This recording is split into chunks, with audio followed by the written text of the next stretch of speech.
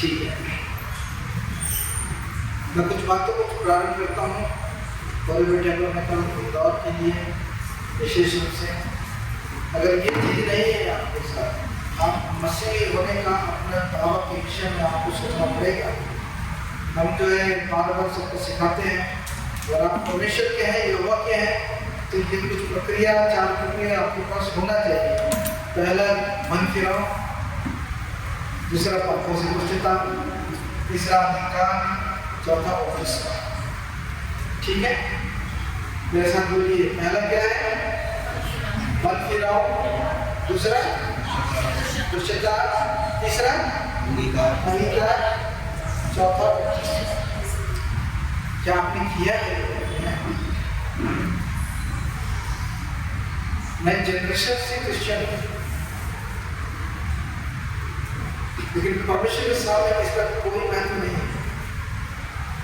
परमेश्वर तो जगत के मूर्खों को अपने गुलाम भेजता है। कौन जाति, कौन धर्म, कौन भाषा, परमेश्वर को कोई लेना देना नहीं। हम आसानी से बहुत अन्य जातियां लोग करते हैं, परमेश्वर के सामने में कोई जातियां नहीं रहती नहीं है। बाइबल में अंदर में शब्द आया है ज्यूस एंड जेंटाइल्स, उसका अर्थ है जाति और अनजाति। सिर्फ यहूदियों और गैर यहूदियों के बीच में भेद को रखने के लिए उसने ही लिखा गया है ज्यूस एंड जेंटाइल्स। लेकिन परमेश्वर के सामने में इसका ज्यादा महत्व नहीं है। ये प्रक्रिया दुनिया में कोई भी कर सकता है। आप ये मत सोचिए कि मैं जन्म से मसीह हूं तो मेरा अधिकार है, नहीं। परमेश्वर ने सारे जगत के मनुष्य को बनाया। जब जिसने बनाया, जिसको पैदा किया, तो जो बाप है वो अपने बच्चों से बहुत प्यार करता है। इतना प्यार करता है, अब पृथ्वी पे आ गए तो किसी दूसरे देश में हो गए, किसी दूसरे भाषा में, कोई दूसरे धर्म में, कोई दूसरे वगैरह में है, लेकिन परमेश्वर का प्यार एक सा है। हम यहाँ पे बोल देते हैं कि अरे वो तो आने जाती है, अरे वो तो ऐसे हैं, अरे वो ऐसे। परमेश्वर ऐसा नहीं होता। परमेश्वर भेद रखता ही। अगर भेद रखता तो यूहन्ना 3:16 का वचन कभी नहीं लिखा जाता। परमेश्वर ने केवल ईसाइयों से ऐसा प्रेम किया कि ईसाई नाश ना हो, बल्कि अब कसाई बन गए। क्या लिखा है? जगत से प्रेम किया। जगत का मतलब है इस संसार में रहने वाले सभी मनुष्यों से प्यार किया। मनुष्य से प्यार किया, इसका मतलब है कि वो उनको अपना पैदा किया वो संतान मानता है। लड़का कितना भी नालायक हो, लेकिन माँ उसका पक्ष जरूर है। मोहल्ले वाले शिकायत लेके आते हैं तुम्हारा लड़का बिगड़ा है, तो माँ उसके लिए भिड़ जाती है, नहीं मेरा बेटा ऐसा नहीं हो सकता है। माँ ऐसा प्रेम करती है अपने संतानों से। वचन कहता है एक माँ की तरह कौन यहोवा तुमसे प्यार करता है। Wonderful love. हम इसी प्यार को पहचान नहीं पाते, इसी कारण से बहुत सारी बातों से हमारे जीवन में चूक होता है। What is wonderful love? हम इस लायक भी नहीं थे, फिर भी दया करके हमको दे दिया गया। That is called grace. उसको बोलते हैं अनुग्रह। अगर किसी को 17 नंबर पासिंग मार्क होता है, 16 मिलता है, तो टीचर क्या करता है? जब 1 नंबर ग्रेस नंबर देते हैं उसको, ये पास हो जाए। हम लोग उस ग्रेस के अधीनता में, हम इस लायक नहीं थे। हमारे हाथों के काम, हमारे सोच विचार, आंखों की दृष्टि और वगैरह वगैरह कुछ भी परमेश्वर के अनुरूप नहीं था, लेकिन फिर भी परमेश्वर ने हम पर क्या किया? अनुग्रह किया। और अनुग्रह नहीं किया, अनुग्रह पे अनुग्रह किया।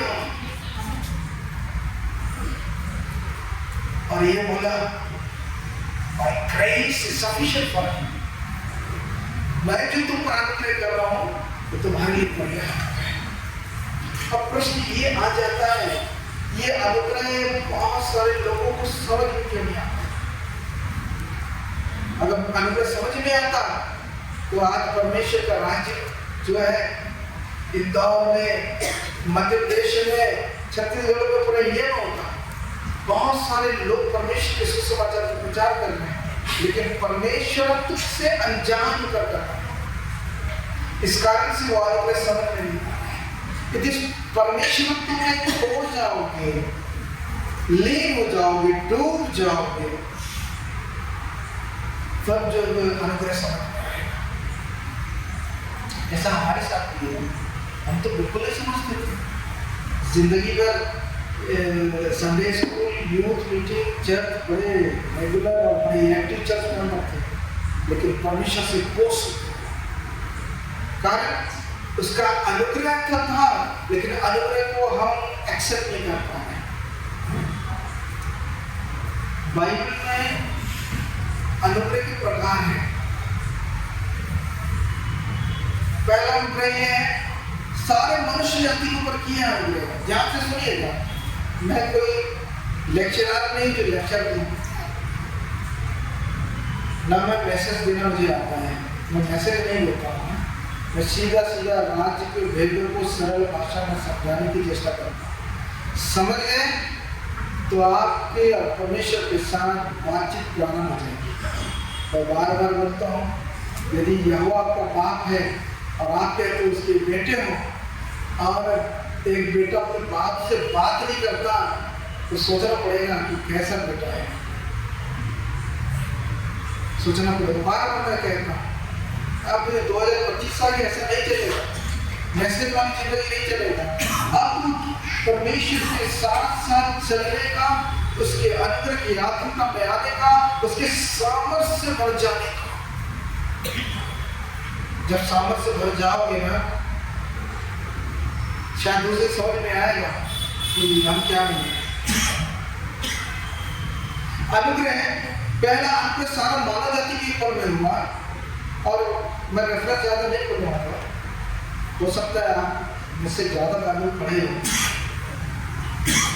लेकिन मैं परमेश्वर के चरणों में बैठकर उस पवित्र आत्मा की सहायता से, पवित्र आत्मा के आग में बाइबल को मैंने पढ़ाने सीखा, और सीखने के पहले उद्देश्य ने किया, अपना सारा सब विचार को निकाला, सारी संसारिक और दुनिया की बातों को निकाला, शून्य होकर बैठा, तब परमेश्वर ने भेद और प्रकाशन के सामर्थ्य दिया, और ये सामर्थ्य हम से सबको मिलना चाहिए। आप सोचिए स्थिति क्या होगी अगर सब भेद और प्रकाशन के सामर्थ्य से बढ़ जाए, इंडिया को पलटने में देर नहीं लगेगा। परमेश्वर क्या सोचता है, क्या करता है, ये आपको सिस्टम मालूम होना चाहिए। ये मालूम हो जाएगा, आप ठीक ठीक फल लाने का जीवन करोगे।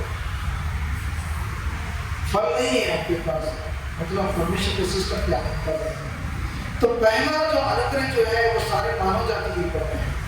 वही यूहन्ना 3:16 में लिखा है, परमेश्वर ने जगत से सब प्रेम किया, इकलौता पुत्र दे दिया, जो विश्वास करेगा, मतलब उद्धार के लिए यीशु मसीह पे जो विश्वास लाने के लिए पहला निमंत्रण और न्योता अनुग्रह सारे मानव जाति के ऊपर था। किसी को बंधन पर नहीं किया कि तुमको मिलेगा, तुमको मिलेगा, नहीं, सारे मनुष्य को दिया, सारे मनुष्य को दिया। उसके बाद दूसरा अनुग्रह है, वो कुछ लोगों को अपनी कॉलिंग भेजता है, बुलाहट। दूसरा बुलाए हुए तो बहुत है, चुने हुए बहुत थोड़े, और जिनको बुलाता है तो यूहन्ना की पुस्तक में लिखता है उनके मन कायम हो जाते हैं। आपको बुलाया है क्या? और ये ओनली सिंपल क्रिश्चियन, आपको कॉलिंग मिला है क्या कि आप सीधे साधे मसीह हैं, चर्च जाते हैं, आ जाते हैं, जाते हैं, आ जाते हैं। और एक इंदौर के लोग चर्च आने जाने वाले मत करो। मैंने 25 साल तक बहुत भयंकर चर्च एक्टिविटी किया है, आने जाने वाला जीवन में कॉलिंग मिला है क्या? यदि आपको कॉलिंग नहीं मिला है तो आप अपने मसीह जीवन को एक बार पुनः सोचें, क्यों नहीं मिला? पहला अनुग्रह तो सारे मनुष्य के ऊपर में है। कोई भी मनुष्य जो है अगर बुद्धि के साथ भजन संहिता बोलता है आकाश अपनी हस्तकला दिखाता है, ये क्षितिज को देखो, ये आसमान को देखो, ये पेड़ जंगल को, ये प्रकृति की चीज को देखो। अगर बुद्धि है तो इसी की बुद्धि के द्वारा से हम परमेश्वर को समझ सकते हैं। किसने बनाया? Who created this? किसने बनाया? हम इतना बोझ नहीं उठाना चाहते कि इस पृथ्वी किसी ने बनाया। आपको मालूम है परमेश्वर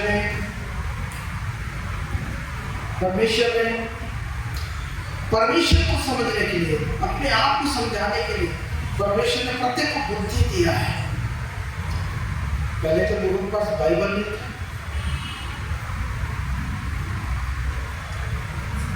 नहीं था, लेकिन बुद्धि था सबके पास।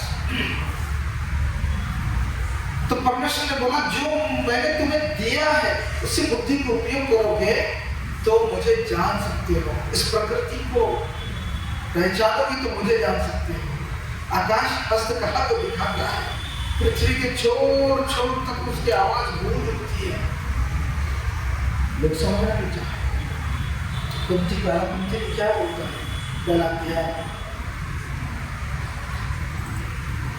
बोलता ये है, मैं आपको से निकल रहा हूँ, मैंने टाइम बचेगा, कि जब परमेश्वर के इच्छा के अनुसार से लोगों ने परमेश्वर को जानना ना चाहा तो परमेश्वर को क्या बनने लगा कि प्रचार की मूर्खता की जाए। अब प्रचार करना है तो क्या है? परमेश्वर को कहीं मूर्खता है। क्यों मूर्खता है? मैं ऑलरेडी सबको इतना बुद्धि दिया, वो मुझे पहचान सकते हैं, लेकिन बुद्धि उपयोग नहीं करते। बुद्धि क्या उपयोग करते हैं? भेड़ चाल। वो ऐसा हो गया, उसका प्रचार मुझको अच्छा लगता है, वो मेरे को वो पास्टर अच्छा लगता है, वो मेरे को चंगाई वाला, वो भूत भगैया अच्छा लगता है, वो मेरे को क्या प्रोफेसी वाला बहुत अच्छा लगता है। भेड़ चाल चलता है, भेड़ चाल चलता है। भेड़ चाल चलो, क्या करो अपना बुद्धि का उपयोग करो। मैंने दिया है, तुम मुझे नहीं बोल सकते अरे तुम तो हमको बताया नहीं, बताया बुद्धि दिया था, तुम बुद्धि का उपयोग नहीं किए, फिर भी मैं तुमसे प्यार करता हूँ और जो प्रचार की मूर्खता है उसका विरोध मैं करता हूँ। प्रचार की मूर्खता कर रहे हैं लोग, प्रबंध तो परमेश्वर की ओर से है ना। परमेश्वर बोला जाओ प्रचार करो, जाओ बोलो। क्यों?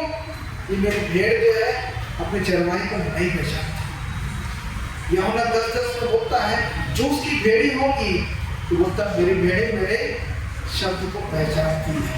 मैं सीटी मारता हूँ, मेरे भेड़े एक जगह इकट्ठे हो जाते, पर ऐसा तो कुछ दिखाई नहीं देता। मैं हर एक के लोगों को बोलना चाहता हूँ सामर्थ से भर जाओ, सामर्थ से भर जाओ। अभी हमारे बहुत सारे लोग सामर्थ से भर रहे हैं। कुछ साल पहले सिखाते आ रहा था, तुमको समझ में नहीं आ रहा है कितना होता क्या है। कभी परमेश्वर का सामर्थ देह में उतरता है, इसके फीलिंग का अनुभव है क्या किसी के पास? परमेश्वर जब आता है देह में, उसको सामर्थ का फीलिंग है क्या होता है? मुझको किसी पागल कुत्ते में नहीं करता है। मैं अपना सब समय, दिल, दिमाग और पैसा और सब कुछ लगा के परमेश्वर का सुसमाचार प्रचार करता है। मैं पागल नहीं हूँ। तो परमेश्वर का प्रेम और उसका सामर्थ्य जब आता है ना, वो कुछ अद्भुत चीज होता है। परमेश्वर का प्रेम क्या है? मनुष्य के समझ से परे है। परमेश्वर का आनंद क्या है? मनुष्य के समझ से परे है। परमेश्वर का शांति क्या है? मनुष्य के समझ से परे है।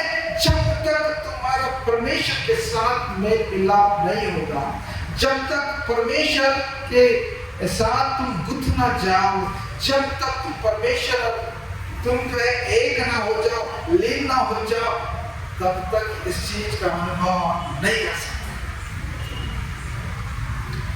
ये मत सोचना कि वो बहुत परेशानी करता प्रभु कर लेता। मैं आपको बता रहा हूँ, चिता भी रहा हूँ, ये सारी बातें वरदान है। पिछली बार तो मैंने बताया आपको कि सारी चीज वरदान है। जो पहले में दिया 9 वरदान, ये वरदान है। और वरदान के ऊपर में एक चीज ये है कि वरदान जिसको मिलता है उसका उपयोग और दुरुपयोग जैसा चाहे वो कर सकता है। और आजकल हम देखते हैं दुरुपयोग ही कर रहे हैं। भविष्यवाणी के नाम से लोगों को बता रहे हैं शादी कब होगा, फॉरेन कब जाओगे, अच्छा लड़का मिलेगा, नर्सिंग में एडमिशन हो जाएगा। ये सब ज्योतिषी काम है। परमेश्वर ने हमको ज्योतिषी बनाया है। परमेश्वर ने हमको संदेश बोल दे इसको।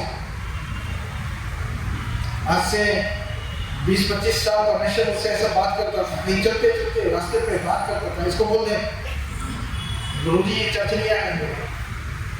थोड़े लोग थे 20 साल पहले, बहुत थोड़े लोग थे, तो मैंने तो प्रभु जी इसको बोलना नहीं आएगा, ये इतनी कड़ी बात मेरे मुंह से मत बोलवा।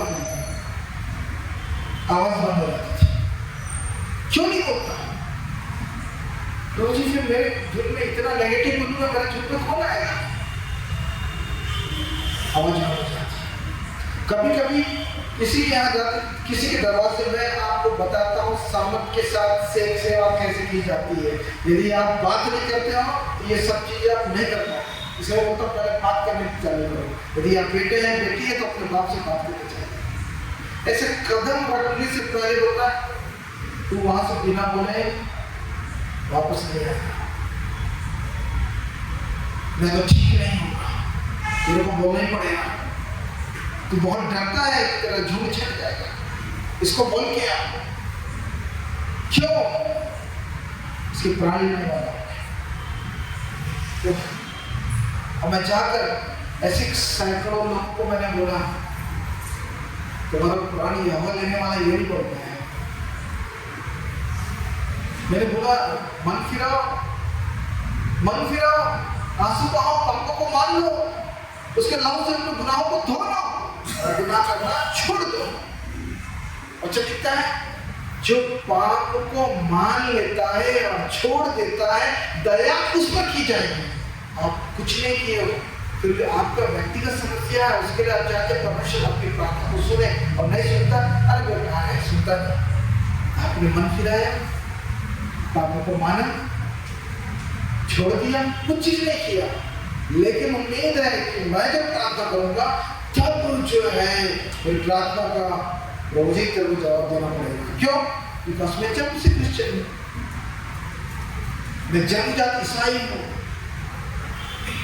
मेरे घर में इतने पास्टर हैं, मेरे घर में इतने प्रचारक हैं, मेरे घर में तो बिशप भी है, मेरे घर में तो इतने भूत भगाने वाले हैं। कभी कभी मैं भूलता ये भूत भगाने वाले के ऊपर मैं भूत आ गया है, उसको कौन भगाएगा? दुष्ट आत्मा भगा रहे हैं बिना सोचे समझे। अभी आपको सीखना है, हो सके कल या परसों मैं बताने की कोशिश करूँगा दुष्ट आत्मा कितने प्रकार की होती है, कैसे होती है, कैसे काम करती है, और किस किस को छू सकती है, किसको नहीं छू सकती है, कौन सा दुष्ट आत्मा छू सकता है, कौन सा नहीं छुएगा। सबका अलग अलग कैटेगरी, कुछ नहीं मालूम, हमको ताली बजाना है, गाना गाना है। अनुग्रह हमारे लिए पर्याप्त है तो अनुग्रह का हम उपयोग करना सीखें। और उसका अनुग्रह पहला ये है कि सारे जगत के उद्धार के लिए उसने बुद्धि को दिया, और बुद्धि से समझ लो। और नहीं समझ पा रहे हो, रुको मैं किसी प्रचारक को भेजता हूँ। कितने प्रचारक हैं जो माइक पे बैठ जाकर बोलते हैं, लोगों को भीड़ चाहिए, भीड़ में माइक चाहिए, आप पुत्रता की दशा पे खड़े हो जाते हैं।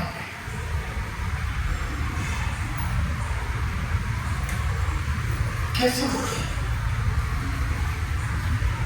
तीन चीज, मन फिराओ, पश्चाताप करो, अंगीकार करो, चौथा बपतिस्मा। तो ये पहले तीन चीज तो तुरंत हो सकता है, चौथा बपतिस्मा के लिए टाइम लग सकता है, 1 महीना 2 महीना 1 साल। और बपतिस्मा कैसे दिया जाता है? और अपने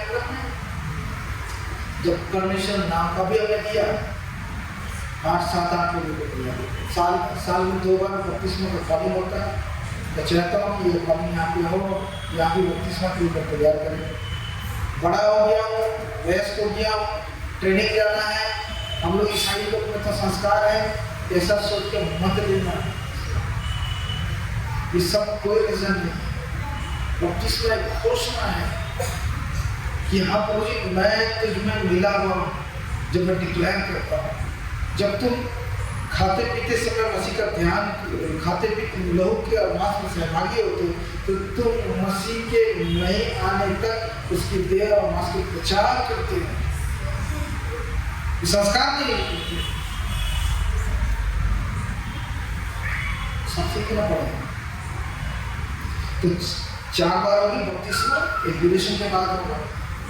उसके बाद 5वां चीज याद रहता है, वो होता है वरदान, जिसके लिए आज के समय में लोग बहुत पागल पड़े हुए हैं। मुझे 26-27 साल पहले वरदान मिलके बहुत सारे वरदान मिल गए थे, और बहुत सारे प्रोफेसी वगैरह, भूत भगाना और चढ़ाई वंगाई ये सब कर रहे थे। 2011 में लोगों ने कहा बेटा सब ठीक है, मेरा काम कब करेगा? मैंने बोले वो तेरी तो काम है, देख कितने काम और इतनी चंगाई हो रही है तेरे नाम से। नहीं बेटा मेरा काम कर। तेरा काम क्या है? मेरा काम ये है, जाओ सारे जगत में सुसमाचार पहुंचे। आज्ञा तो यही है हमारे लिए। पहला आज्ञा अपने पड़ोसी से अपने समान प्रेम करो, और दूसरा आज्ञा क्या है? जाओ सारे जगत में सुसमाचार प्रचार करो, पिता पुत्र पवित्र आत्मा के नाम से उन्हें बपतिस्मा दो और उनको ईसाई बनना सिखाओ। ऐसा लिखा है क्या?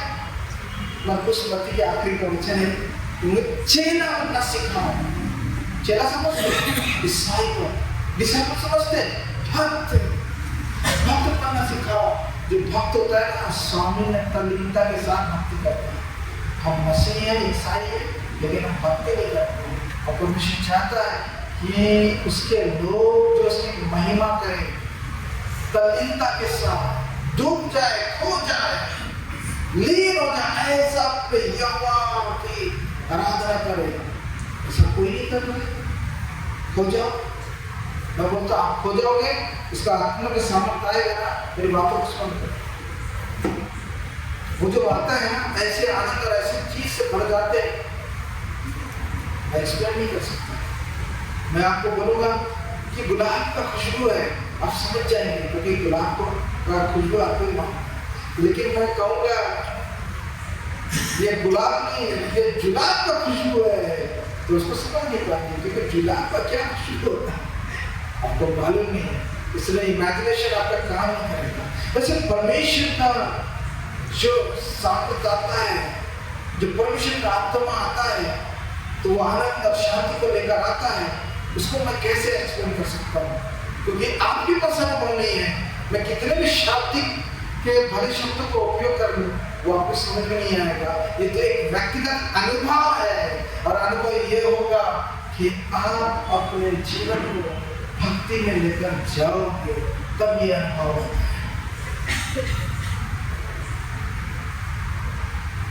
तो 5वां चीज वरदान है। और वरदान क्या हो जाता है? 9 प्रकार के वरदान है। इसमें से लोग सबसे पहले भविष्यवाणी का वरदान चाहते हैं, और दूसरा अन्य भाषा का वरदान चाहते हैं, और तीसरा तरह तरह की चीजें 2-3 वरदान में सीमित है।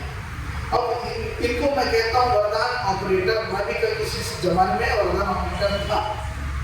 ये क्या करते हैं? परमेश्वर जिसको जो चीज दे देता है उससे कभी वापस नहीं लेता, इसको ध्यान दीजिए। तो उसको सदुपयोग करना है कि दुरुपयोग करना है, उस व्यक्ति के हाथ में है। बिलाम के विषय में अगर मालूम है तो बिलाम जो वैष्णवी की सामर्थ को लेकर पैसे के लिए करा दे वैष्णवी करने जाना था। देखिए गधी जो बात कर रही थी, गधी क्या गधा बात कर रहा था। उसके अरे भाई बच्चा एकामक कर। लेकिन जब संसार का लोभ और लालच जीवन में आ जाता है तो गधा के ऊपर बैठने वाला व्यक्ति उससे बड़ा गधा होता है।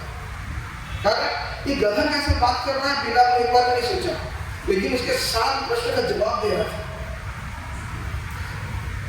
कितना बड़ा गधा है, आप सोचिए। उससे बात कर रहा है लेकिन दिमाग नहीं काम कर रहा है। ये गधा बात कैसे कर रहा है, उसकी जुबान कैसे खुल गई है। लेकिन जिस गधे के ऊपर बैठा था ये बड़ा बड़ा गधा, तो बड़ा बड़ा गधा को कुछ नजर नहीं आ रहा था, लेकिन जिस गधे के ऊपर बैठे थे उसको नजर आ रहा था कि समुद्र ने उसका रास्ते को ब्लॉक किया है। आपको दिखता है क्या? मैं आपको प्रोत्साहित करूंगा, आप देखना सीखो। आपको चीज बताऊं, मैं आगे यहाँ बैठा तो मैंने दुष्टात्मा को देखा। अब दुष्टात्मा आपके गेट के पास में था और वो बड़ा निराश होकर देख रहा है।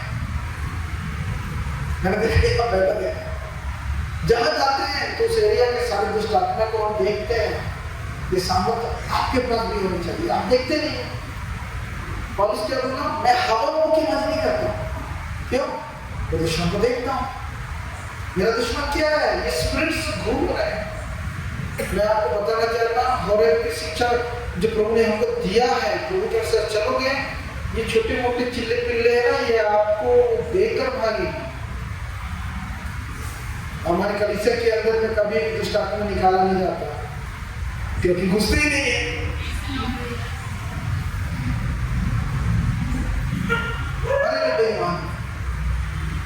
कई इससे ऊपर वाले जो होते हैं, जो दुष्टा के आत्मिक सैनिक होते हैं, पहला पुत्र छठवाध्याय 10-12 में जो लिखा है। तो दूसरा वाला जो होता है हाकिम, वो थोड़ा पावरफुल होता है, डीप होता है। इनके काम भी अलग अलग होते हैं। कभी अवसर मिले तो उसको बताएंगे। हम लोग बहुत जल्दी गूगल में चालू करना चाहते हैं। आप लोग सब बैठिए और गहरे से समझाऊंगा ये स्पिरिट्स क्या है, कितने प्रकार के होते हैं, कैसे कैसे काम करते हैं जीवन। और स्पिरिट का सबसे बड़ा काम होता है परिवार तो फैमिली तो होता है। बच्चे माँ बाप का नहीं बनते, पति पत्नियां नहीं बनती है, ये काम पहला होता है। ये मत सोचिए दुष्टात्मा आके बड़ा भांगड़ा वाड़ा करता है। ये तो बहुत छोटे स्पीड होते हैं, ये आते हैं और वो क्या करते हैं, लौटते फूटते रहते हैं। फिर भूत निकालने वाला भूत भगैया उसका पाप पकड़ लेता है, खिलाता है, यीशु के नाम से निकल। अब बोलते शैतान तेरे को कुचलता हूँ। शैतान को देखा है कहाँ है, तो कहाँ कुचलेगा? देखता तो कुचलता, और सोचता है हमें मुक्केबाजी नहीं करता, मैं तो देखता हूँ कहाँ पे है ये स्पिरिट, वहीं पे वहाँ करता हूँ। और पौलुस जो इन स्पिरिट्स के दुष्ट की सारी और स्पिरिट्स की बात के बारे में नहीं बोल रहा, वो बोल रहा है जीवन को प्रभावित करने वाले, जो विचार को प्रभावित करने वाली दुष्टता की ताकतें, उसके बारे में बोलता है। वही हमारे आत्मिक जीवन को नाश करता है। वचन क्या लिखता है? छोटी लोमड़ी कोई ताकि वाली, छोटी लोमड़ी है ना, उसको पहचानने की ताकत सामर्थ्य बहुत जरूरी है। सामर्थ्य नहीं है तो परमेश्वर कुछ नहीं कर रहे। नहीं तो हम क्या कर रहे हैं? ठंडाना तो पीतल और जनजनाते भी छाछ यीशु के नाम से निकल निकल कब तक बोल रहे हैं, और जाता भी नहीं। मैं आपको सिखाना चाहता हूँ, इसको एकदम गांठ मार के सीख लीजिए। दुष्टात्मा कभी नहीं जाती है, सुन लीजिए मेरे मुंह से, दुष्टात्मा कभी नहीं जाती। बहुत सारे लोग बोलते पता रहते से कैसे हो, बहुत सारे लोग, मैं ये बोलता हूँ, अगर दुष्टात्मा चली गई है उस व्यक्ति के जीवन से, तो क्या उसने पाप करना छोड़ दिया? बस जीवन को प्रभावित करना। आप देखो, आपके अगर यहोवा के मुख देखो और नहीं देख पा रहे तो विचार करो और सोचो, एनालिसिस करो, विश्लेषण करो कि मैं कैसे संतान, कैसा पुत्र हूं जो मेरे साथ जो है मैं नहीं जानता, मैं नहीं जानता। जिससे बड़े बड़े हाकिम होते हैं, बहुत सारे हाकिम ये थोड़े से बेजान होते हैं। ये हाकिम जो है, बहुत सारे हाकिम से ग्रसित लोग जो है हमारे चर्च में आते हैं, उस समय क्या हो जाता है, वो हमारे मामले तक नहीं है, वो घर में ही उनका देश हो, घर में देश। अशब्द क्या बोलते हैं? बहुत सारे चर्च है, कहीं भी चले जाओ, पर यहाँ मत जाओ। समझ रहे? तो मालूम है कि होरे में लोग योद्धा हैं। काहे की योद्धा है? राज्य की योद्धा है। जो योद्धा होता है उसके पास तलवार होता है। तलवार क्या होता है? चंद्र तलवार। और जब पवित्रता को मेंटेन करके वचन का तलवार को बोलने वाले लोग होते हैं ना, तो ये पावरफुल हाकिम भी घबराता है। अभी मेरा नहीं रहा, क्यों? मेरी बहन बच जाएगी, मेरी बहन बच जाएगी। उसको मालूम है अगर शारीरिक से आप ट्रैफिक में चलते हैं, किसी ने आपको गाड़ी से जंग कर दिया, थोड़ा सा आप पलट के देखते हो बड़ा लंबा और तगड़ा व्यक्ति है, आप देखते कुछ कोई बात नहीं होता, कोई नहीं। लेकिन कुछ पतला तो मेरे से मिल जाते हैं ना, तो उसको कितना चल जाता है? अभी तेरा निकाल दूंगा, ज्यादा हो सकता है। और मुझे तो कई लोगों ने ऐसा बोल दिया, पतले दुबले देखते हैं ना, तो जब निकल जाते जमाने से।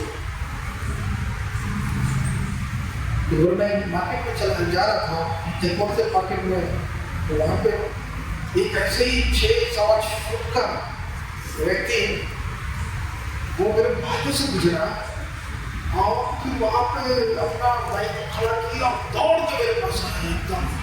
और मैं अचानक से उसको देखा 6-6 फुट का लंबा व्यक्ति और बड़ा आपको बड़ा करके ऐसा, मुझे लगा कि मुझे मार देगा करके। क्यों? तो वो कहाँ मुर्गर समझते हैं क्या? इसे सवाल करते हैं मुर्गर, बड़ा बड़ा बल्ली होता है जो इंडियन पहलवानों से घुमाते हैं, वहाँ मुर्गर बोलते हैं।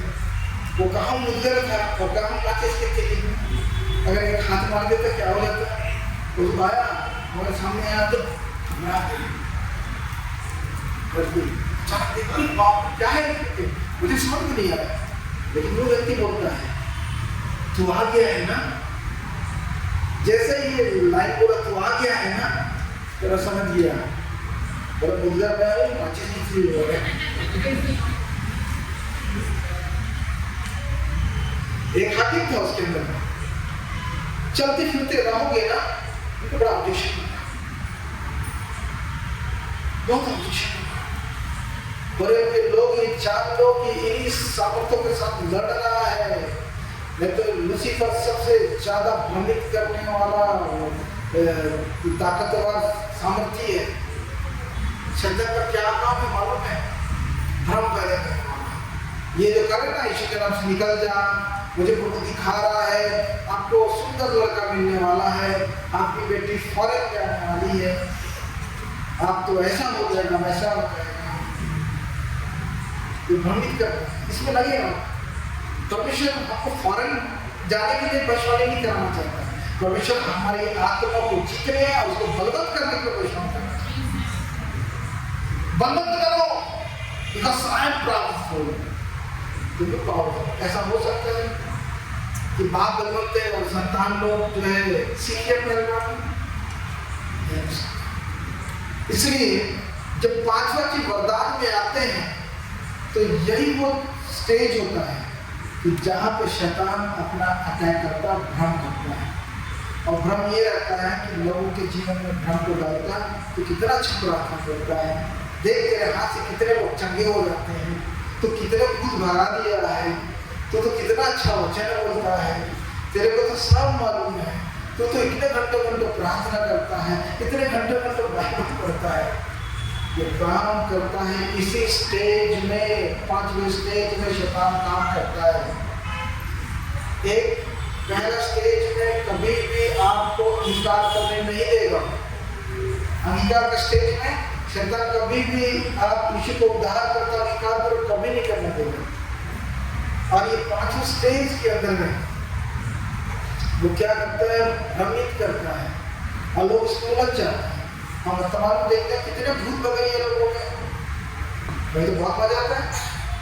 तो 5वां चीज वरदान की, अगर भ्रम में अगर फंस गए तो उसके बाद 5वां स्टेज खत्म, और जो छठवां स्टेज चालू होता है वो भक्ति का पहला स्टेज होता है। सबको समझ में आ रहा है? 5 स्टेज से 5वां स्टेज वरदान होता है और वरदान में फंसा के भ्रमित कर देता है। सब नहीं होते, कुछ लोग बहुत अच्छे भी होते हैं, मैं सबको नहीं बोल सकता। कुछ लोग अच्छे भी होते हैं प्रभु के अनुसार से, लेकिन इस भ्रम में फंसा देता है ज्यादातर लोगों को।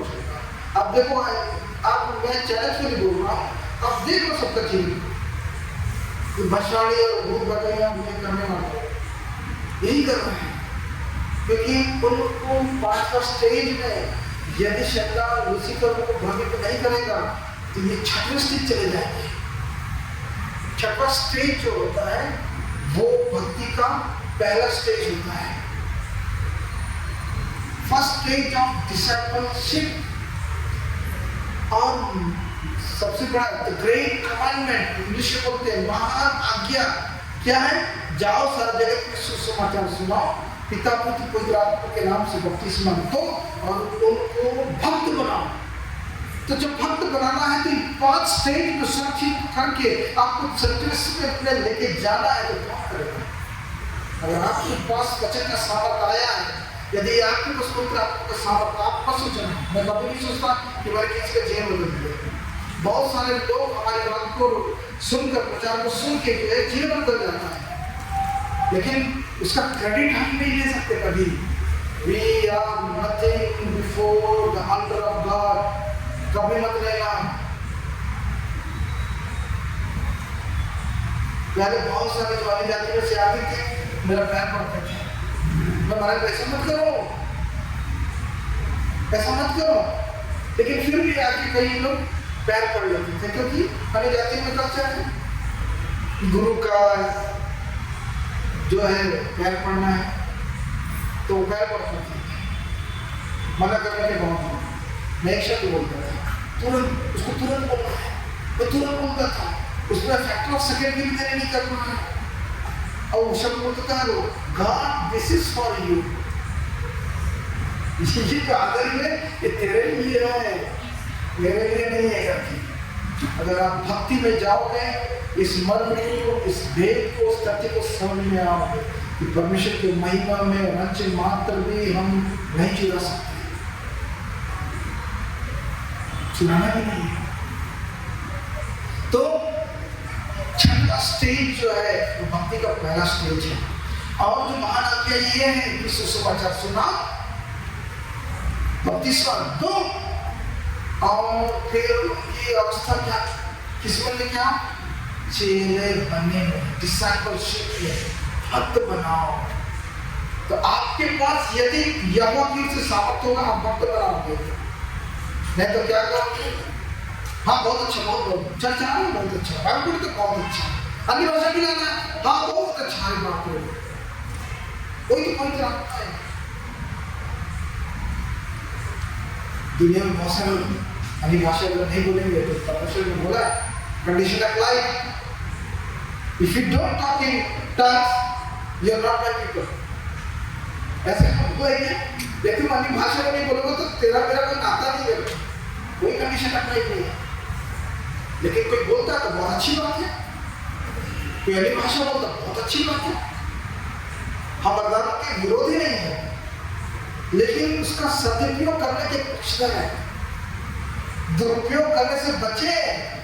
और ये वरदान को ऑपरेट करके जो आदर मिलता है उसको लेने से बचे। आदर तो केवल यहोवा का है।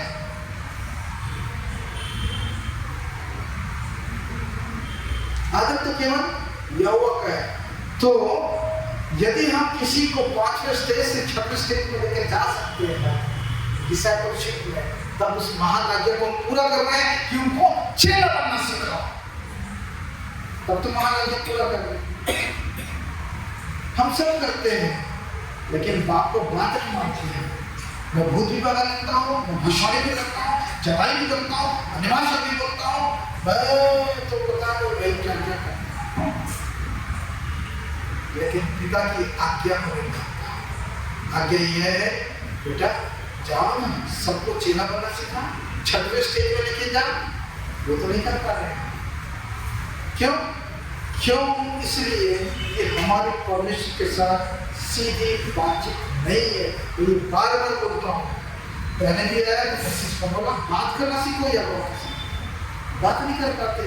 आप सुनाई कहाँ से देंगे? अब बात करो ना, अब बात करो। हनन्या महायाजक को जानते हैं आप लोग?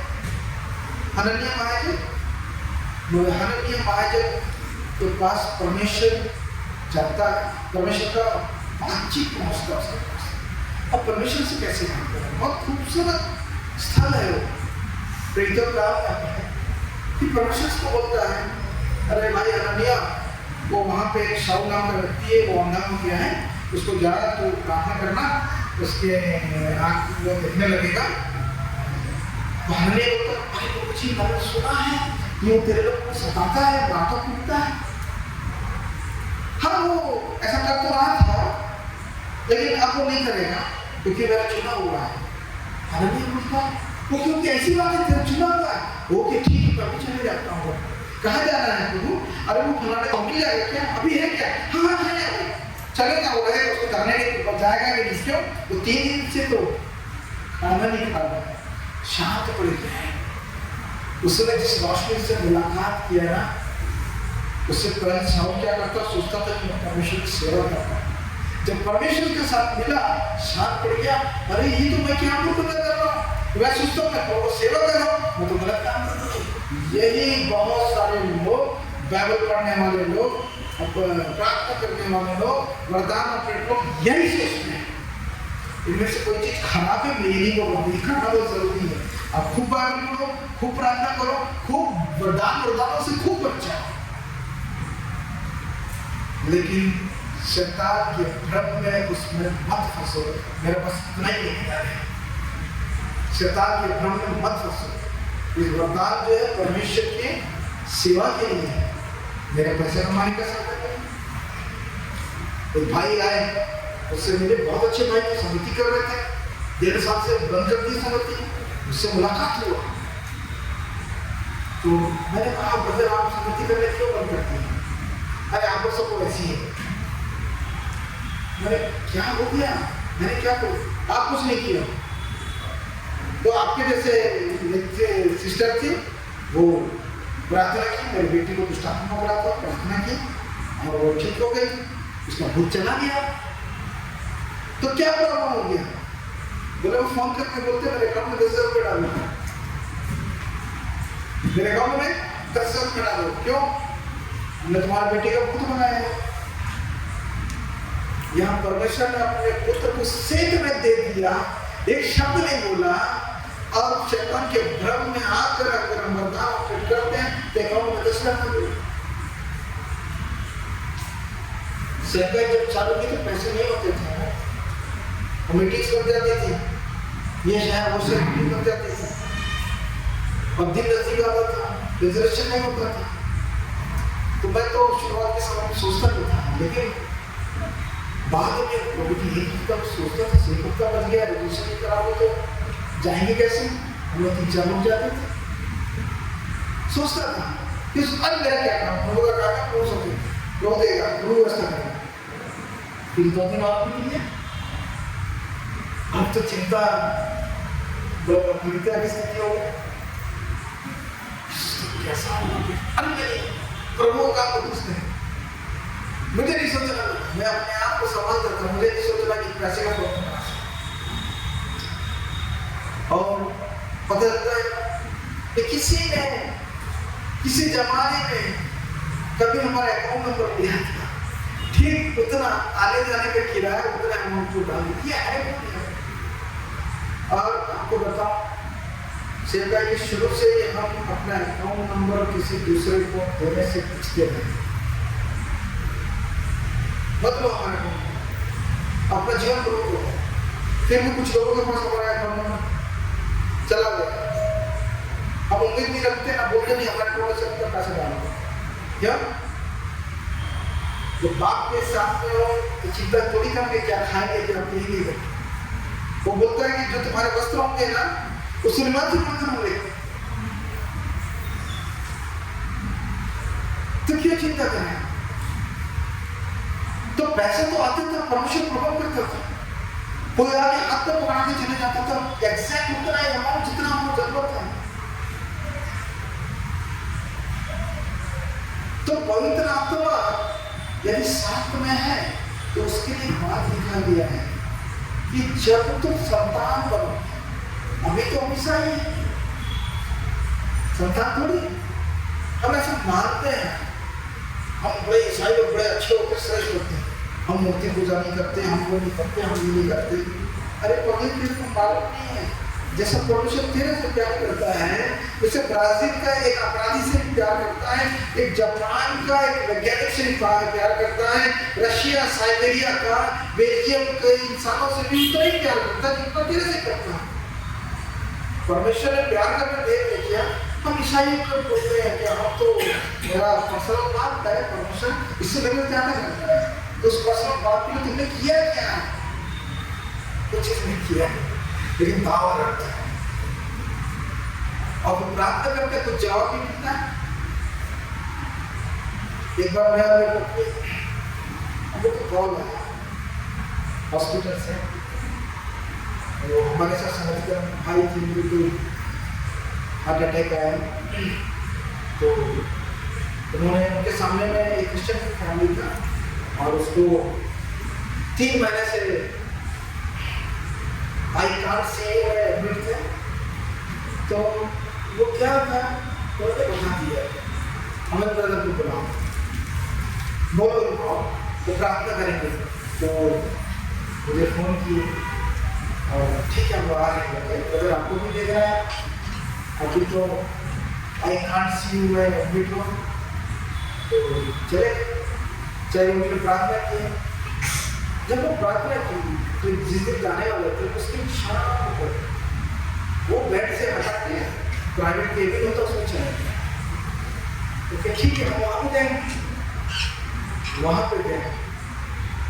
अब पता चला सुबह से वो व्यक्ति दरवाजे में दिखा रहा, वो शैतान उसके ऊपर शैतान था, उसका जुबान भी ले लिया था, तो बोलना पूरा बुका बन गया था, बोलता इशारा करता।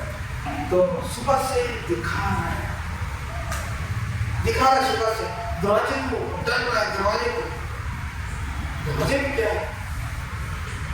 और जैसे हम लोग शाम को दरवाजे से प्रवेश की, वो इतना तहलका मचाया और इतना तहलका मचाया, लोग बेचारे को अभी ये बड़ा वाला हाकिम का क्यों वो भी सुन लीजिए। मैं घटना इसलिए बता रहा, आप इस घटना से सीखे समझे बताते हैं। हम लोग को तुरंत डॉक्टर से बाहर कर दिए, हम लोग कमरे से बाहर बैठे थे। तो भाई साहब जो थे वो उनके गले में बड़ा वाला हरे रंग का तो बीज था, बीज रहता है तालों में जो साथ रहता है ना, वो बीज था, यहाँ पे बांध के रखा था। अरे भाई ने देख लिया, बाहर बैठे, उनकी माता जी बैठी थी, इसने बोला सिस्टर ये ताबीज वगैरह अभी सैप्टिक चीज है, ये सब मत करिए। मैं सिखाता हूँ, आपको भी बोलना चाहता हूँ, अपने देह में जो चीज पहने हो उसको बहुत ज्यादा गंभीरतापूर्वक से उसको ध्यान लो क्या चीज है, क्या पहनते हैं। कई लोग पत्थर वाला मुट्ठी पहन लेते हैं, अगर पत्थर पहनने से अगर जीवन बदल सकता है तो दुनिया का सबसे अमीर सबसे भाग्यशाली होता है। पत्थर उसका कमाल दिखा देते हैं, क्योंकि दुनिया के तमाम बड़े पत्थर खरीद सकते हैं। तो अशुद्धता की चीज शरीर में मत दान करो। हमारे बंगाल के लोगों को बोलना चाहता हूँ, अशुद्धता की चीज मत दान करो। कई लोग बोलते हैं फैशन है, फैशन का चीज है, मैं बोलता फैशन कर लो, फैशन करना कोई बात नहीं है।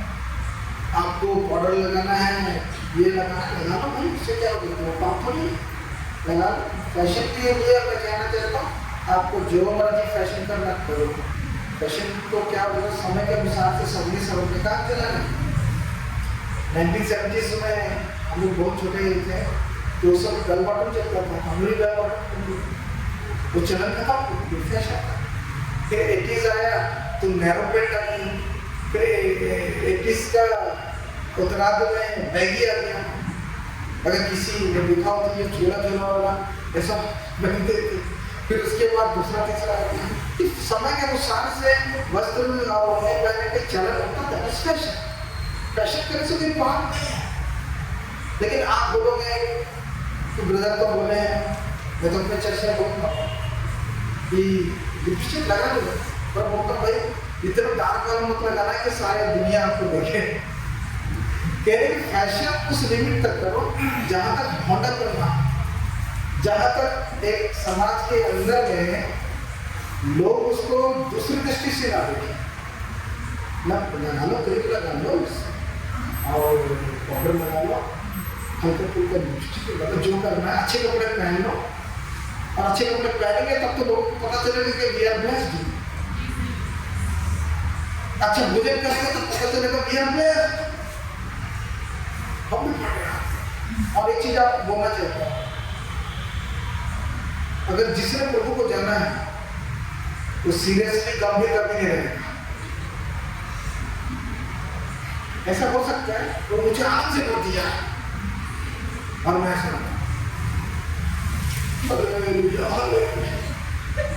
अपने आप को धोखा दे रहे हैं। मैं आनंदित हूँ और चेहरा जो है लटका हुआ है। अंडे का शेप देखिए, इधर से लटक के झूम जाता है अंडा, जीरो। हम कहते हैं आनंदित है, खाए आनंदित, तो बात चेहरे से आनंद गंभीरता दिख। मैं तो बिल्कुल गंभीर नहीं रहता, सीरियसली गंभीर तो बिल्कुल अब नहीं रहता। मेरे साथ जो रहते मालूम है बहुत मजा किया, बहुत मजाक करता हूँ, बहुत हंसता खिलखिलाता हूँ। क्यों?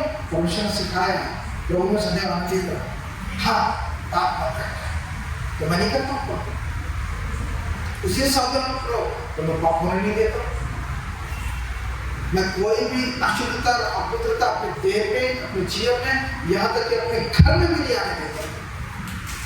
और उसके लिए बहुत स्ट्रिक्ट हूँ कि जिस स्थान पर हम रह रहे हैं, जो हमारा घर है, हम अशुद्ध चीज को ले आते हैं घर में। कई लोग धारा मान लेते हैं, इधर उधर, बड़ा बड़ा, छोटा बड़ा, शुद्ध सड़ा सब ले आते हैं शरीर में बाहर। कई लोग पैर में बांधते हैं, पैर में बांधते ना ब्लैक थ्रेड समझते हैं। कई लोग पहनते ना यहाँ पे बुधवार सूत्र पहनते हैं, बुधवार सूत्र पहनते हैं सब काला काला मोती का रहता है। वेडनेसडे थ्रेड वो पहनते हैं, क्या चीज है? अच्छा बहुत सारे लोग जो है वो मदर तेरी का वो पहन लेते हैं, मेरी नहीं है बोले मदर तेरी तो तेरी ही हो सकती है। वो मदर तेरी का वो क्या पहन लेते हैं? हाँ रोजरी। आपको मालूम रोजरी क्या चीज होता है? ये अशुद्धता की चीजें हैं। मेरी बात को विश्वास नहीं करते तो आप खुद पूछ कर करो यहोवा से और खुद जानो क्या चीज है। ये धागा कितने लोगों के जो है ये पैरों का काला धागा निकल पाया, देखा आपको ऐसा हो जाता है, ऐसा हो जाता है। मैं कह रहा हूँ मैं खुद बनाया नहीं, द प्रॉफिट नहीं, परमेश्वर का प्रतिनिधि है। और प्रतिनिधि होने के नाते से मैं बोल रहा हूँ निकाल आज तक किसी को पैर सही का कुछ जाता नहीं। तो सावध के साथ काम करेंगे कब? जब छठवें स्टेज भक्ति में हम बढ़ेंगे। अब छठवें स्टेज भक्ति में नहीं बढ़ेंगे ना तो प्रभु में हो ही नहीं। मैं आपको बता दीजिए 5 स्टेज तक जो है शैतान हमारे को उतना नुकसान नहीं करता। 5 स्टेज में हमको भ्रमित करता चलाता है। मैं भी उसके भ्रम में फंस गया। एक सिर के हेड में एक को क्या कैंसर होता है हाँ, वो हेड में वो हो जाता है ट्यूमर, तो उसको मरते हैं। बीमारी ऐसा है ट्यूमर का सिर में हो गया, जब टूटा पड़ता था। उसके बेटे ने फोन किया, वो नागपुर कहीं में क्या रहते, और मैंने बोला नजर प्रार्थना करता। अब तो डॉक्टर जवाब दे दिया वगैरह वगैरह सब बातें होती। ठीक है, मैंने प्रार्थना किया, नागपुर आए।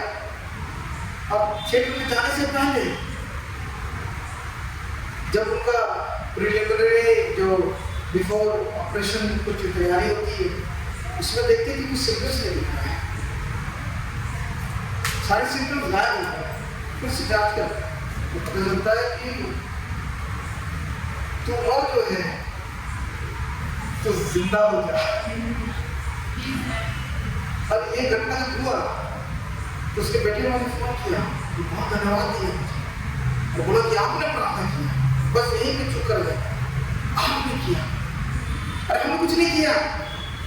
We all are servant of God. दास का स्वामी के सामने में कोई मूल्य नहीं। आपने प्रार्थना किया और मेरे पिताजी का ट्यूमर गायब हो गया है। ये बात को जैसे ही मैं मेरे कान में पड़ा, शैतान मेरे जीवन में काम करने लगा।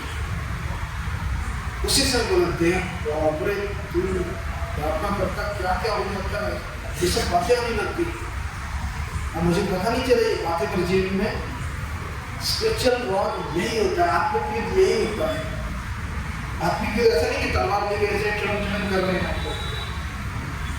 आत्मिक युद्ध नहीं होता आप करंटे का फ्लैंकिंग मार रहे हैं।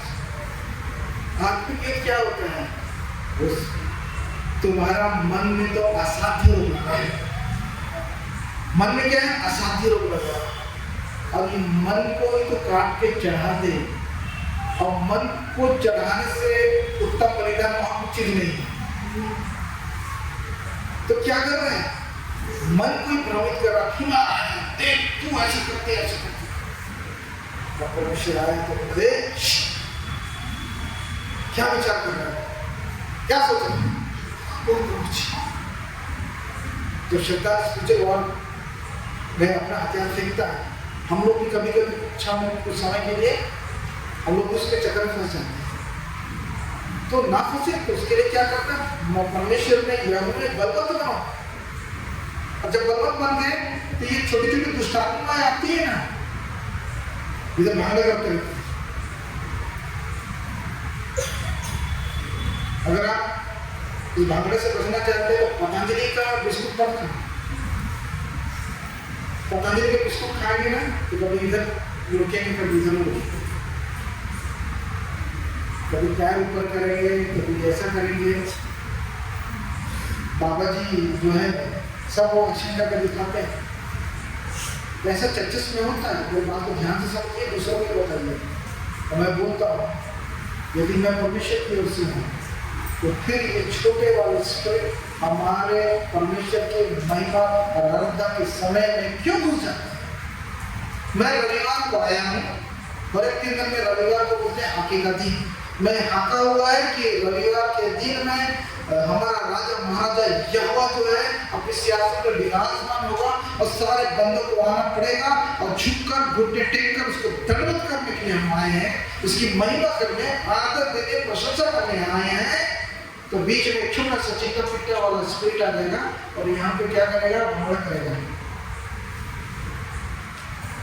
आधे लोग उधर खा सकते हैं, आधे लोग उधर खा सकते हैं। फिर उसके बाद एक भूत बगैया आएगा। मैं किसी का विरोध, किसी का आलोचना नहीं करता, सिर्फ आपको बताना आपको क्या है। तो क्या करते हैं? फिर उसके बाद एक पर्सनैलिटी चालू होता है। कौन है तू? ऐसा पूछते हैं, कौन है तू? कहाँ से आया? कौन भेजा है? जाके कर देते हैं। अच्छा मेरा नाम फलाना, मैं वहां से आया हूँ, उसने भेज दिया। क्या करूँ उसके बाद? फिर आखिरी बोलते हो ना, यीशु के नाम से निकल जा, तेरे को कुचलता हूँ। जो आखिर तक यही कर रहा है, तो नाम क्यों पूछ रहा था, ऑक्यूपेशन क्यों पूछ रहा था, रिजर्वेशन फॉर्म भरना है क्या करना है, ये सब जान के जब आप समझ से भरे जाओगे, तो मैं कह रहा हूँ दुष्टा के आत्मिक सैनिक, इफिसियंस 6 बड़ा पहला दुष्टा के आत्मिक सैनिक ये आपके बारे में सुनेगा ना, वो भागेगा वहीं से, वो नहीं आएगा। सामर्थ उसको बोलते हैं जी, थोड़ी घुस के बीच में हम यहोवा का स्तुति कर रहे हैं, यहोवा उपस्थित हो गया है, पवित्र आत्मा से बन गया है और शैतान भी आ गया है, पवित्रता का कोई मेल नहीं, आपके आराधना में पवित्रता नहीं है, करके पवित्रता आ गया है, और दो चार लोग लग जाते हैं उसको निकालने के लिए, क्योंकि जानते नहीं क्या चीज है। और मैं आपको सिखा रहा हूँ, रख लीजिए दिमाग में कि दुष्ट की सैनिक जो है, दुष्ट आत्माएं प्रार्थना करने के उपरांत कभी नहीं जाती है, 95% नहीं जाती है।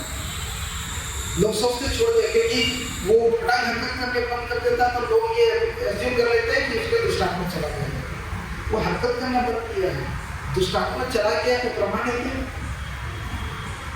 जो पहले से लोग कर रहा था उसका ही तो हो गया, लोग सोचते हैं ठीक हो गया, लोगों ने ठीक कर दिया, कभी नहीं जाता। अब मैं आपको बताना चाहता हूँ, फिर देह के बाहर रहता है और देह के साथ साथ चलता रहता है, जहां जाओगे साथ में जाएगा। अगर देखने की ताकत है तो देखो, वो तो है ही नहीं, और नहीं है तो मेरी बात को विश्वास करो। और मैं तो चाहता हूँ देखो, सबके आंखों से देखो, और बड़े भी लोगों को सीखना पड़ेगा, देखना सामने से भरना सीखना पड़ेगा। देखो ना, किसने मना किया क्या, तो मैं इसको दूंगा, इसको ले दूंगा, किसी को मना नहीं किया। तो इसलिए जब छठवें स्टेज पे जब जाते भक्ति करते हैं ना, तभी इस सामर्थ हमारे जीवन में आने से पहले नहीं आया। यह की भक्ति करो, और भक्ति के टोटल 13 स्टेज होते हैं। कितने होते हैं? 13 स्टेज होते हैं, जो बाइबल में नहीं लिखा है। अगर आपको भेद और प्रकाशन का सामर्थ मिलेगा, तो इस बाइबल में जितनी बातें नहीं लिखी है, उससे भी बढ़कर बातें परमेश्वर पवित्र आत्मा आपको बताएगी, क्योंकि वो लिखता है कि पवित्र आत्मा जब तुम्हारे जीवन में आएगा तो क्या करेगा, तुझे हर एक बात को सिखाएगा, समझाएगा, बताएगा। और मुझे तो नहीं मालूम के ऊपर क्या हो, लेकिन जब अवसर होता है तो परमेश्वर दिखा देता है। मुझे तो नहीं मालूम है, लेकिन जब टाइम आता है, लोग बोलते हैं ब्रदर बताओ ना, मैं कैसे बताऊं, मेरे पास कोई ताकत नहीं है। जब पवित्र परमेश्वर चाहता है इसको बोल दे, तो मैं बोल देता हूँ। आपने प्रार्थना की, आपने सबसे, मैंने नहीं बताया भैया, ये आपने अपने मन को, मैंने नहीं बताया, ये परमेश्वर ने करा। लेकिन इसका क्रेडिट का मैंने लेकिन, हाँ मैं तो बोला था, बताया था आपको, खेल खत्म, भक्ति खेल खत्म हो गया, क्रेडिट नहीं लेना है। इसलिए सामर्थ विहीन होकर हम परमेश्वर की सेवा नहीं कर सकते। और परमेश्वर को नहीं दिया है कि आप जो है, आप सामर्थ विहीन हो, परमेश्वर का कोई मनुष्य, परमेश्वर का कोई भी मनुष्य नहीं है कि आप सामर्थ विहीन हो। आप सामर्थ से बने जाओ, आप सामर्थ से बने जाओ, लेकिन सामर्थ से बनते नहीं है। कारण, क्योंकि जब अनुग्रह आता है, कौन सा?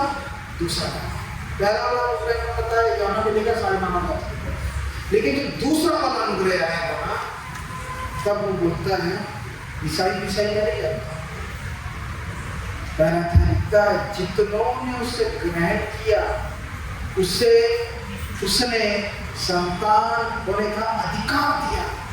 और संतान तो बड़ा, ईसाई होने से कोई संतान नहीं होता, लेकिन जब ग्रहण किए, मन फिराए, पश्चाताप किए और अंगीकार किया, जब अंगीकार किया तो हम क्या होंगे? संतान बनते हैं। तो संतान बन गए तो क्या किया? ठप्पा मार दिया, He has given authority. अधिकार देना हमको वहां से जब संतान में पढ़ते हैं वहां से अधिकार देना चालू करता है। ये अधिकार ले लो। किस बात का अधिकार? मेरे बच्चे होते हैं। कोई नहीं बोलेगा तुम शैतान के बच्चे हो, मेरे बच्चे होते हैं। तो दूसरा आदमी सबकी पकड़ लेगा, दूसरा आदमी किसके ऊपर होगा? अब कहने के लिए आप बहुत बड़े बाइबल के ख्याता हो, बाइबल कॉलेज के प्रिंसिपल हो, बाइबल कॉलेज के लेक्चरर हो। मेरी भाजी दिल्ली में इंडिया का सबसे बड़ा ब्राह्मण कॉलेज में पढ़ी, भरे हुए थे वो सारे स्पिरिट्स। तो एक दिन हमारे बैठे 4 लड़के हॉस्टल में रहते थे, वहाँ पे दुष्टात्मा आ गया। अब बच्चियां डर गई, चिल्लाने लगी। क्या हुआ? मेरी भांजी ने मुझे फोन किया, बोले मामू हमारे कमर में दुष्टात्मा आ गया है, हम लोग एक कोने में डर के चिल्ला रहे हैं करके। मैंने कहा जाके अपने कॉलेज के सब टीचर्स को बुलाओ, प्रार्थना करो। क्या बोले? सबसे पहले वही काम करना है। क्यों? उनको मालूम है कि सावधान कराने क्या चीज, एक सिलेबस को बढ़ा दिया। मैं प्रैक्टिकल बात कर रहा हूँ, क्योंकि हमको इंडिया को जीतना है। आत्मा को लोग आत्मा के विजेता बनेंगे, आत्मा को जीतना है। इसलिए ये फॉर्मेलिटीज से नहीं काम चलेगा। जब पहला स्टेज से आगे बढ़ोगे तो दूसरे में बढ़ोगे, तीसरे स्टेज में जाओ, चौथे स्टेज में जाओ। जब 13वें स्टेज में पहुंचोगे, कभी अवसर मिला या जूम मीटिंग अपन करते हैं तो उसे बताऊंगा। जब 13वें स्टेज में जाओगे, दैट इज कॉल्ड भक्ति के पराकाष्ठा, the extreme most position of discipleship. मैं तो फोन किया, आपको सोचता भी नहीं है, कोई बताता है कि मुझे एक्सट्रीम मोस्ट डिसिपलशिप में जाना है, भक्ति की पराकाष्ठा में 13वां स्टेज में। लोगों को मालूम ही नहीं है। इंडिया में कुछ लोगों को प्रभु ने प्रकट किया हो तो उनको मालूम हो सकता है, ऐसा नहीं बोलता। लेकिन भक्ति का स्टेज 13 में नहीं है। तो क्या है? हम 12वें में है, 11वें में है, 10वें में है। अपने स्टेज को बताना, कौन सा स्टेज में? आप ईसाई हो, आप भूत भगा लेते हैं, अन्य भाषा में, ठीक है, हो सकता है। भक्ति का स्टेज क्या है? परमेश्वर ने मनुष्य को इसलिए रचा कि उसकी महिमा करें, अर्थात भक्ति करें। तो उसको भक्त चाहिए। अब भक्त हो क्या? नहीं, आप बिलीवर्स। कई लोग थोड़ा एडवांस बोलते हैं, हम पेंटिकॉस्टल, पेंटी सेंटी। परमेश्वर को नहीं चाहिए, परमेश्वर को चाहिए भक्त। भक्ति करो। कौन? हाबेल चाहिए। हाबेल जब वो अपने भेड़ को चढ़ाता था तो सुखदायक सुगंध यहोवा के पास चले जाते थे। अब गाना गाने ताली बजाना वगैरह करिए, बहुत अच्छी बात है, उसके माने नहीं। क्या परमेश्वर के लिए सुखदायक सुगंध होता है? आपका आराधना तो पहुंचा, लेकिन जब 13वें स्टेज में, लास्ट स्टेज में जाओगे, आप भक्ति की पराकाष्ठा में जाओगे। और बाइबल के अंदर में 2-3 लोगों का नाम है जो भक्ति की पराकाष्ठा में गए। सबसे पहले हनोक, एलिशा, एलिया, ये सब है। फिलिपुस, स्टीफनुस, ये डिसाइपलशिप के एक्सट्रीम मोस्ट पोजीशन में चले जाते हैं। इनमें से कुछ लोगों को तो परमेश्वर ने बोला,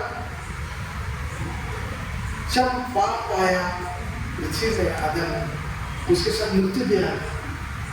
अभी अनिवार्यता था कि जो पैदा उसको करना है, लेकिन जो भक्ति के पराकाष्ठा में चला गया, उस 13वें स्टेज में चला गया, परमेश्वर बाइबल में कैरेक्टर्स के बारे में बताती है कि उनके लिए परमेश्वर ने उस नियम को हटा दिया। सबसे पहले हम को बोला, मैं तुझे में शारीरिक मृत्यु नहीं होने देता। तो भक्ति की पराकाष्ठा क्यों पराकाष्ठा? क्योंकि वचन लिखता उत्पत्ति के पुस्तक में, जब हम लोग 65 वर्ष का हुआ तब मथुशेलह ने जन्म।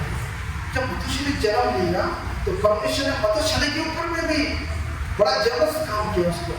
और बाइबल के अंदर में सबसे लंबा आयु वाला कैरेक्टर दिया मथुशेलह। क्यों? क्योंकि उसी समय भक्ति में डूब गया था। कौन? लोग भक्ति में डूब गया तो बच्चे को ही मिल गया। बच्चा तो 900 की उम्र में आदम से भी ज्यादा उसका एज हो गया, ऐसी आशीष मिल गई। तो भक्ति में बढ़ गया, पराकाष्ठा में चला गया।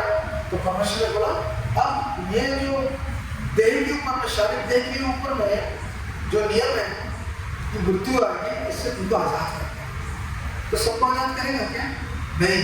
अगर आप 13 पोजीशन ऑफ डिसाइपलशिप में जाएंगे, परमेश्वर आपके जीवन में स्थिति में लाएगा जहां हमको तो नहीं मालूम, शरीर शारीरिक मृत्यु से परमेश्वर निकाल कर देगा। अब तुमको क्या करना है? उठा ले जाओ। हमें उठाया, और किसको उठाया? एलिया उठाया। अच्छा एक बात बताना चाहता हूँ,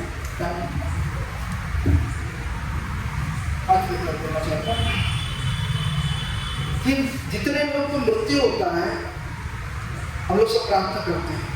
अभी भी ग्रेवयार्ड में गए थे तो वहां पास्टर प्रार्थना कर रहे हैं, पूरे स्वर्ग में बुला लिया,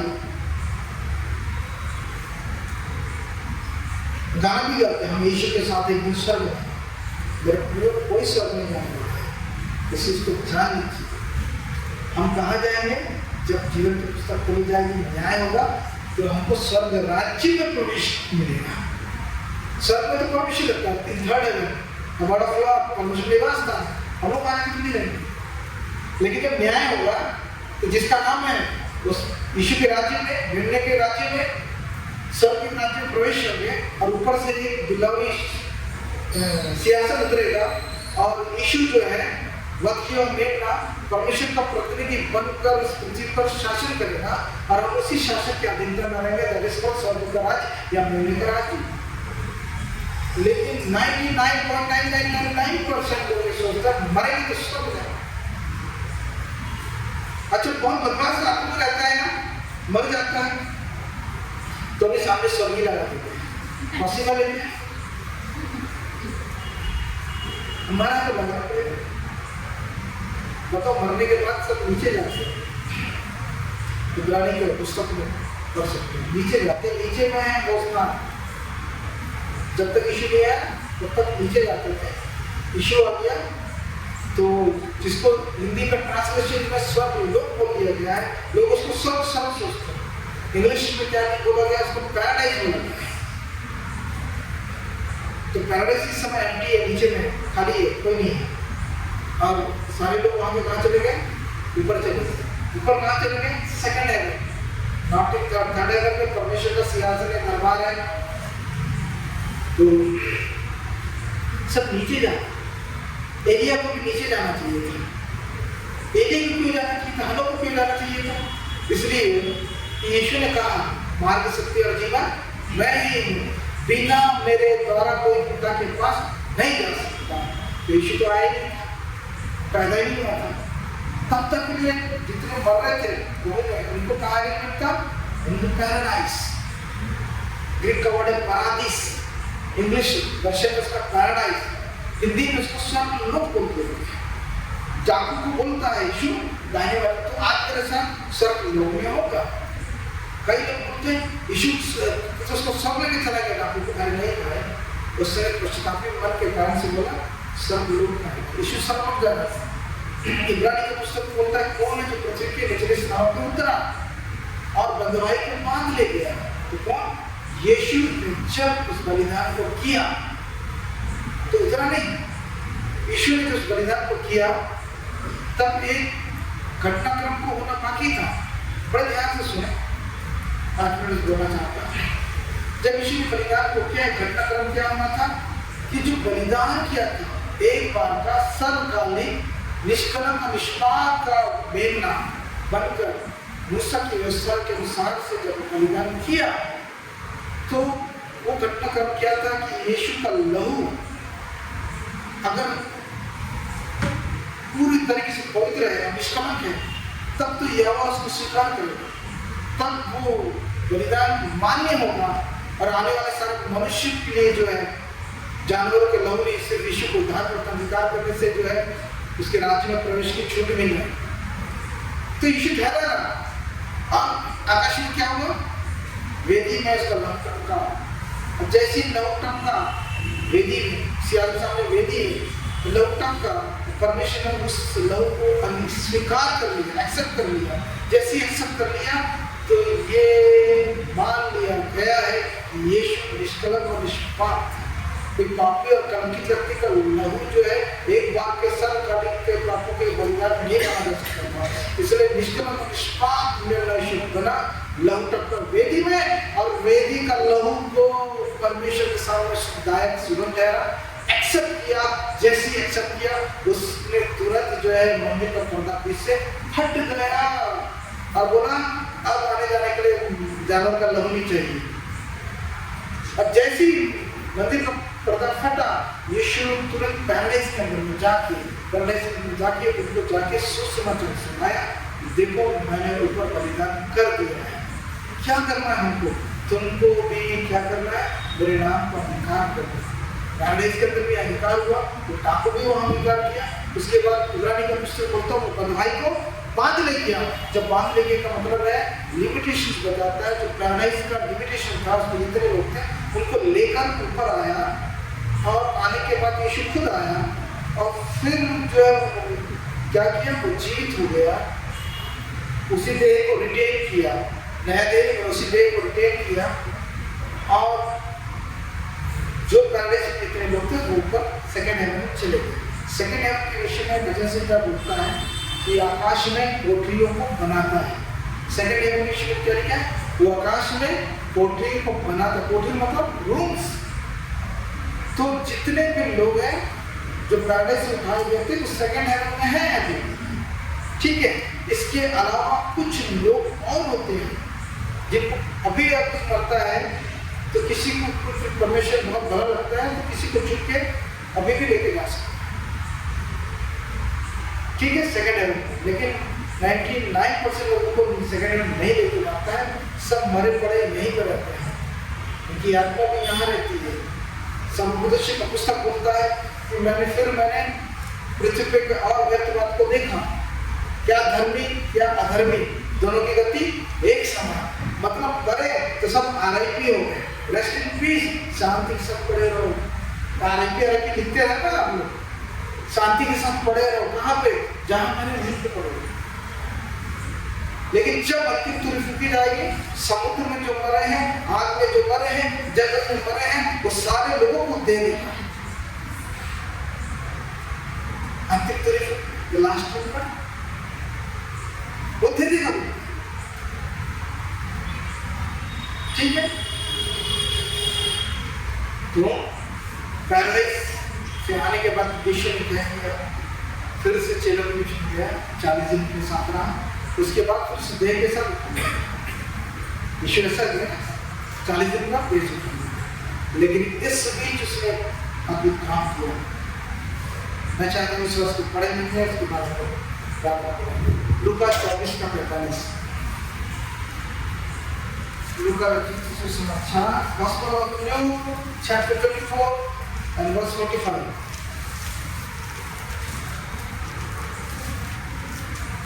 तब उसने पवित्र शास्त्र बूझने के लिए उनकी समझ खोल दी और उनसे कहा, जो लिखा है कि मसीह। तब उसने मतलब यीशु ने दृश्य क्या है, वो दृश्य को समझ लिया। दृश्य ये है कि सारे चेले घेर के खड़े हैं, यीशु को उठा दिया जाने का समय आ गया है, और यरूशलेम के बाहर इस पर्वत पे हैं, इसके सारे चेले चपाटे सारे लोग हैं, इसके साथ जो प्रभु की महिमा करने वाले इसके मोहल्ले और रिश्तेदार वो भी सब लोग हैं, या तो यीशु के भाई लोग वहाँ पे थे, सारे लोग हैं, और यीशु जो है वो उठा लिए ये दृश्य ये हुआ। लेकिन उससे पहले क्या हुआ? इससे पहले ये हुआ कि यीशु ने चेलों की कुछ चेंजेस क्या था? उसने अर्थात यीशु ने उनकी मतलब चेलों की पवित्र शास्त्र यानी ये वचन जो आप हाथ में पकड़े बाइबल, उसको समझने के लिए बूझने के लिए बूझना मतलब समझते हैं? बूझना जैसे कोई वो रहता है रिडल्स की पहेली होता है ना, गोरा के ऊपर गोरा, बाप बेटा से गोरा, ऐसे टाइप कुछ पहले होती ना, बताओ। तीतर आगे 2 तीतर, तीतर पीछे 2 तीतर, क्या है तुम्हारे भीतर? तो ये जो रिडल्स होता है ना पहली, उसको सॉल्व किया जाता है, इसको बोलते हैं बूझना। और उसने यीशु ने उनकी चेलों की पवित्र शास्त्र मतलब बाइबल को बूझने सॉल्व करने के लिए उनका समझ, ये ब्रेन, ये बुद्धि खोल दिया। वेद और प्रकाशन ऐसे ही होता है, अगर नहीं खोला नहीं मिलेगा। चेलों को खोला, और चेलों को खोलने के बाद चेले तुरंत जो घुटनों पे आ गए। किसी ने बोला नहीं 40 डेज, हमने चला पड़ा 40 डेज, 40 डेज का उपवास करना है। 50 मानना छोड़ तो क्या परमेश्वर नाराज हो जाएगा क्या? चलो शुक्रवार कोई उपवास है, कई लोग बोलते हैं अच्छा फ्राइडे रात को, शुक्रवार को तो आपका चलो उपवास होता है इसमें। अरे नहीं, मैं बुधवार को रख देता हूँ, परमेश्वर ने मना तो यीशु जो है ये काम करके मेरा बुद्धि करने का बच्चा, जब ये बुद्धि खुलेगा तो बुझने का सामर्थ्य पाओगे, इस वचन को ठीक कर जानोगे, तो आत्मा का सिखाएगा, बताएगा क्या बोलना है, क्या बात करना है, कैसे आत्माओं को विजेता करना है, ये सब आत्मा से सिखाएगा। तो देखो मैं चाहता हूँ ऊपर, लेकिन एक सहायक को भेजता है। जब सहायक आपके साथ है, कोई आत्मा है, आप 6वें स्टेज से 7वें, 7वीं से 8वें, 8वीं से 9वें, आप 13वें स्टेज तक जा सकते हो। 13वां स्टेज जो है परमेश्वर के उस भयंकर निकटता में हम आ जाते हैं, लीन फिर कोई सुझाई नहीं देता, यहोवा के अलावा कोई चीज नहीं सोचता है। आप लोग बीच हम लोग सांस दो को देख लेते हैं, थोड़ा थोड़ा संसारिक हो जाते हैं। वो स्टेजेस में जैसे आप बढ़ते जाओगे, आप संसार को भूलते जाओगे। हम ऐसे ही बढ़ते गए, और हम के विषय में क्या है, तो परमेश्वर के साथ साथ सकता है। लेकिन आपको थोड़ा सा 1.5 है, 1.5 समझते हैं, डेढ़ उसी हम लोग साथ साथ में चलते हैं, हम लोग हट चलते हैं। अपनी बुद्धि, अपना समझ, अपनी शुद्धि करो यहोवा के सामने में, भक्त बनो, 6वें स्टेज में जाओ। मेरी आप लोगों के साथ शुभकामनाएं, आप 13वें स्टेज में जाओ, और वहाँ पे जैसा हनोक और एलिया की स्थिति आ गया था, जैसे भक्ति की चरण पराकाष्ठा में आप पराकाष्ठा में पहुँच गए थे, और प्रत्येक लोग